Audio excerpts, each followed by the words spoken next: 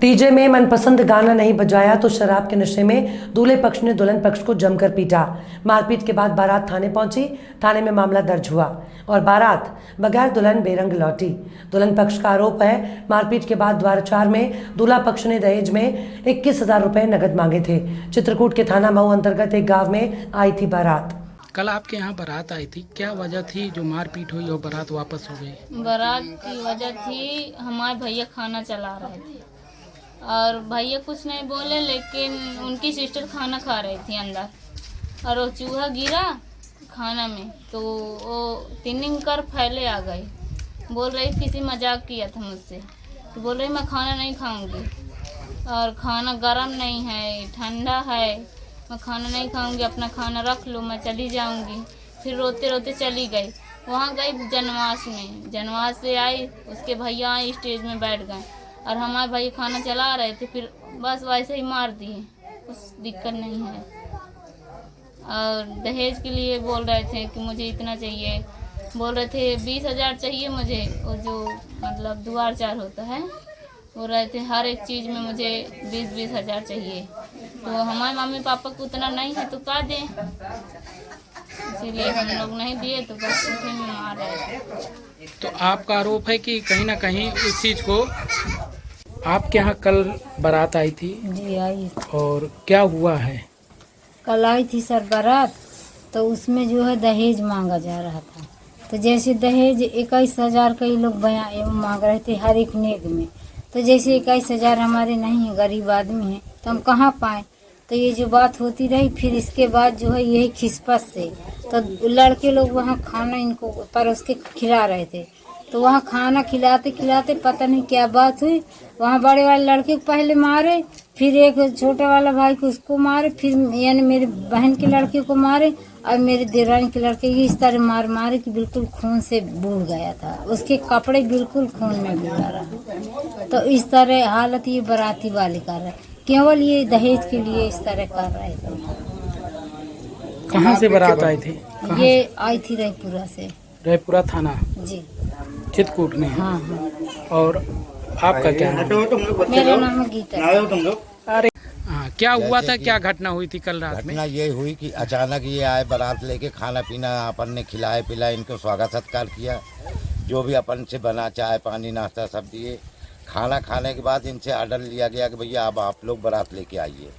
बारात लेके आने के बाद इन लोगों ने सब ने पी रखी थी दारू, और इसके अलावा इनने बोला चलो हम लेके आ रहे हैं। अब यहाँ से खाना पीना दूल्हे के लिए जाता है, तो दूल्हा भी खाना ना खाया, जैसा भी हुआ हो, दूल्हा खाना ना खा के इसके बाद ये लोग चले आए। चले आने के बाद यहाँ नाच कूद कर रहे थे और नीचे तैयारी हो रही थी अपनी जयमाला की। जयमाला के बाद क्या होता है कि कुछ लड़के ज़्यादा पिए हुए थे, जिनको मैंने अपने हाथों से और सामने खाना खिलाया, वो गाली गलौज कर रहे थे और बक रहे थे कि आज जो कुछ होना होगा यहीं होगा। तो हम तो मैटर नहीं समझ पाए इनके मन में क्या है। तो इन लोगों ने अपना माहौल बना लिया था, 8-10 लड़के 15 लोग जो भी रहे। इसके बाद इनने यह क्या किया कि नाचने कूदने के टाइम पे इनने वाद विवाद चालू कर लिया।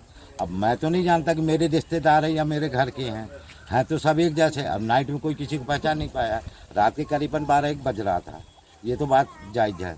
इसके बाद इनने लपटा लपटी करी, 2-4 लोगों को ले गए गाना बंद कराने के लिए, या मना किया गया कि जयमाला करवा ले, उसके बाद नाच गाना कर लेना, तो नहीं माने किसी तरह थे। तो वो डीजे वालों को बोला गया, तो डीजे वालों से मारपीट हुई, तो वो मारपीट के उल्टा यहाँ लड़की वालों की तरफ वो भाग गए। अब मुन्ने जब बोला कि तुमने हमारा बाजा डीजे बंद करा दिया, तो ये घर लड़की वालों की तरफ भिड़ गए, जो भी थे 8-10 लोग। इसके अलावा क्या हुआ कि इनको गए बीच बचाव में कुछ कहते, जैसे सुबासा हुआ और कुछ मेहमान जो आए थे और हम लोग करीब में थे, तो मैं तो थोड़ा 1-8 घंटे के लिए हट गया था।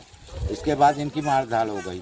जब मारधाड़ हो गई तो अचानक किसी ने 100 नंबर लगाया, किसी ने थाने की दौड़ लगाई, और फ़ोन आने के बाद ही फिर 1-8 घंटा बाद जब झगड़ा हो चुका तब पुलिस आई। फिर उनने आश्वासन दिया कि आप कुछ लोग थाने चलिए, तो 8-10 लोग यहाँ से गए थाने। तो ये लोग रात भर वहीं रहे, सवेरे 5 बजे आए।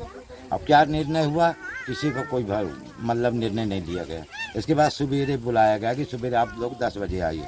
अब 10 बजे से हम लोग सब कोई गए, हमारी बहन गए, हमारे मतलब एक तरह की जीजा भी गए, सुहासा भी गए और कुछ मेहमान गए, 10-12 लोग गए।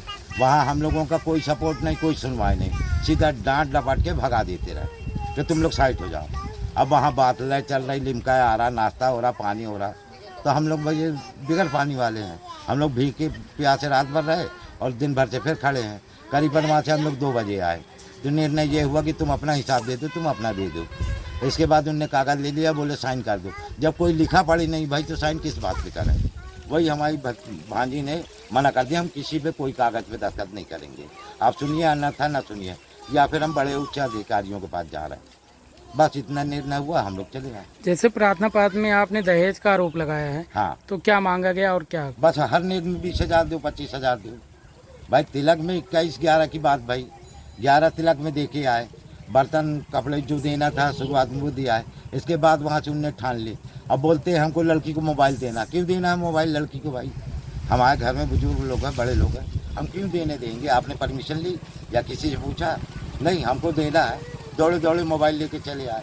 उस रंजिश के कारण उस विवाद से ये विवाद हुआ।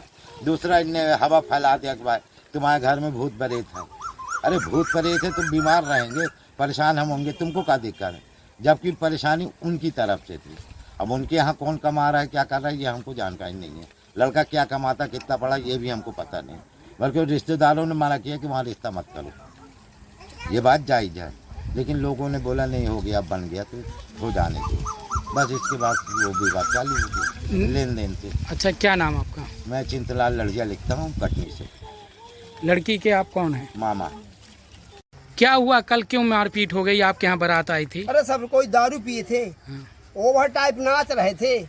किसी को मना करने से वो हुड़दंग लीला करें।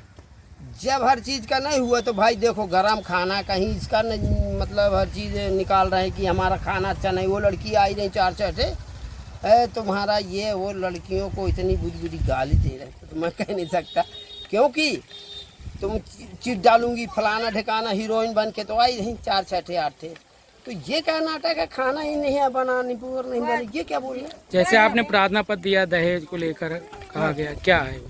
होगा दहेज क्या है? ये कारण से 250-300 बाराती लेके आए कि दहेज न था, इतना मन नहीं दे सके तो 250-300 आदमी ले चलो, इनकी बेइज्जती करो। पहले तो ये शादी के लिए एग्री नहीं रहे, तुम्हारे घर में भूत है निकालो फलाना ठिकाना, ऐसे है ना। फिर एक के बाद हर चीज़ का किसी तरीके से शादी के लिए एग्री हुए। फिर उसने बस हंगामा यही है कि कहीं वो दादी मर गई, कहीं कुछ है, मेरे को नहीं पता। लेकिन ये लड़का बोल रहा है कि मामा ये शादी नहीं कर रहे। मैं मामा ही नहीं लड़कों का, तो इसीलिए कहा है कि ये हम लोग तो वहाँ खाने के लिए बैठे रहे। वहाँ पर वो कोई वो जो मार खाया है वो आता नहीं है, वो का बुला के वो डीजे वाले ने कहते घुसेड़ के मारा है दरवाजे को घसीट के। क्यों? अच्छा, तो क्या कोई खत्म हो गया था? दादी खत्म हो गई थी क्या लड़के के? लड़के वाले की दादी खत्म हो, तो ये पहले उसमें लगे रहे, बोले ठीक है हर चीज़ ये वो। अब तुम लगन लग गई, अचानक कोई आदमी ख़त्म हो जाएगा तो शादी का कितना कार्ड, ये खर्चा वर्चा कौन सहेगा है? तो इसलिए खर्चे के लिए लेके हाँ चलो हम शादी करने के लिए तैयार हैं, बारात लेके आ रहे हैं और हमारा हर चीज़ का पूरा करना। और इनको क्या है, थाने में कोई सुनाई नहीं हुई, पूरा सामान ले लिए, मेरा ये लाओ वो लाओ, तो दे दी बेचारे, सुनवाई नहीं हुई। हाँ पूछो क्यों सुनाई हुई? बोले अच्छा, क्या नाम आपका? आपका? ये प्रकरण थाना मऊ के अंतर्गत सरोधा गांव का है। सरोधा के रहने वाले शिवलाल की बेटी शशिकला की शादी रायपुरा के रहने वाले शिवचरण के बेटे अजय के साथ में तय हुई थी।